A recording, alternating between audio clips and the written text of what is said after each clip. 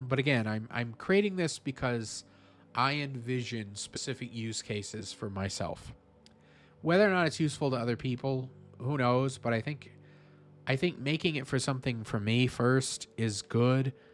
I'm not thinking about making a UI library for millions because millions of people aren't asking, or even hundreds of thousands. Literally, no one is. The only person who currently is interested in this library is myself. So I think it'd be good to design it for those specific set cases. Because if not, you can get into the problem of how do I make a library that's useful for everyone and everything? And it's like, don't. It'll just suck. It won't be a jack of all trades. It'll be jack shit. And I feel like we've seen that a lot. When you have something that's very specific, specific, when you have something that's specific for use case, then it's like, okay, this will only work for these use cases. If I'm not using those, I don't need this element. Something that's general purpose tends to just be this bulky, hulky thing that probably you're not going to use most of it anyway. Um,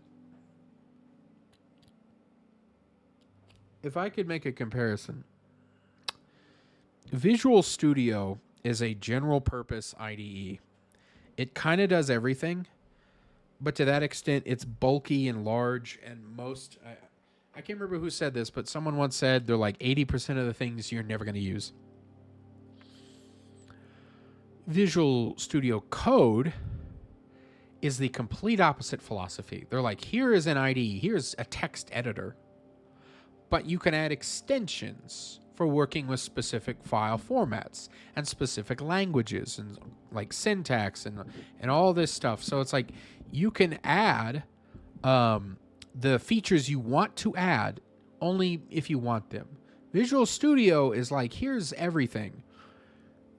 You want to do mobile development? Install this massive clunk of shit.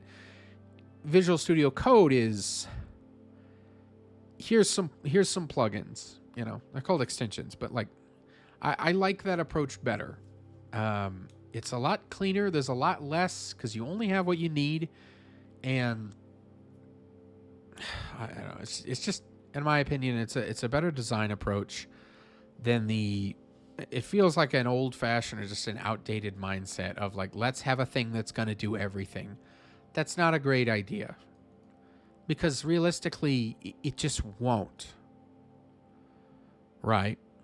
I think that's part of why like general AI is so crappy in a way. Like it's, I know. It's everybody who's selling it says it's very close to supremacy, and anybody who doesn't understand how it works says it's also close to consciousness or whatever. But it's not. It's just copy paste machine.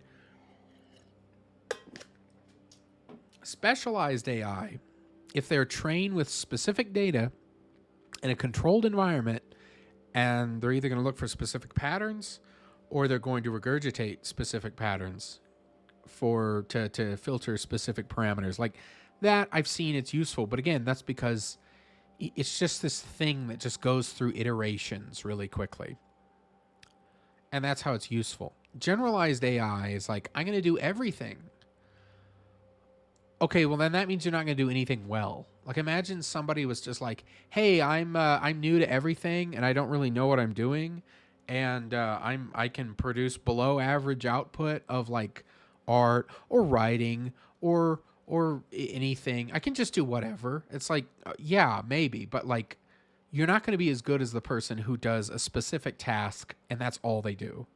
Or they're just like, "I do art." What else do you do? I don't care.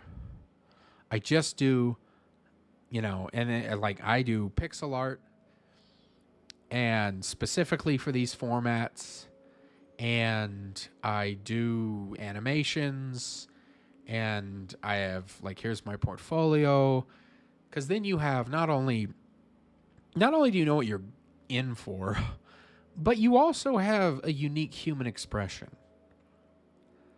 But with AI, it's just like, hey, I scraped together whatever I could. What do you want? You want a tree? Yeah, yeah. Here's some trees. I put some trees together from a bunch of images of trees I found. That's not special.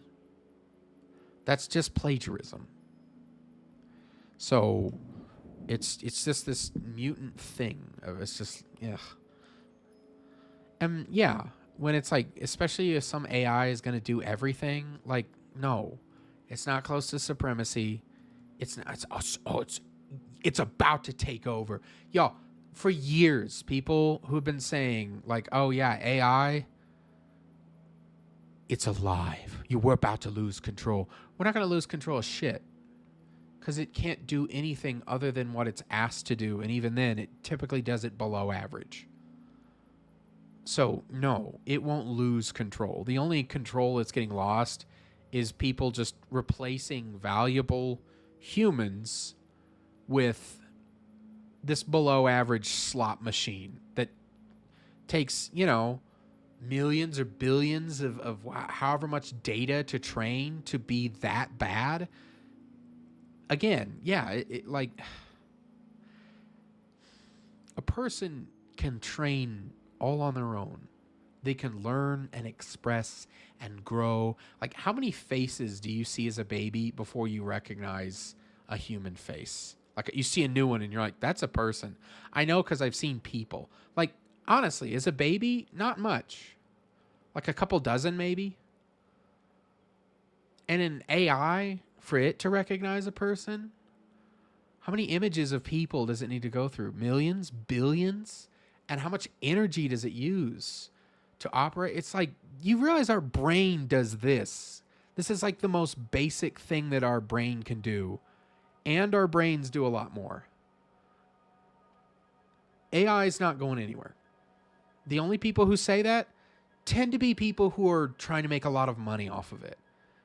Like this new snake oil, it's going to cure your melodies. Like, sure it is. I'm sure it is. You'll be back tomorrow. And we'll still be here with all kinds of ailments and sickness. So I'm done with my platform. All right. I just wanted to say that because it's been bothering me for a while. Like, this is a pain in the ass, sure. But it takes a lot of thought to try to get something even specific.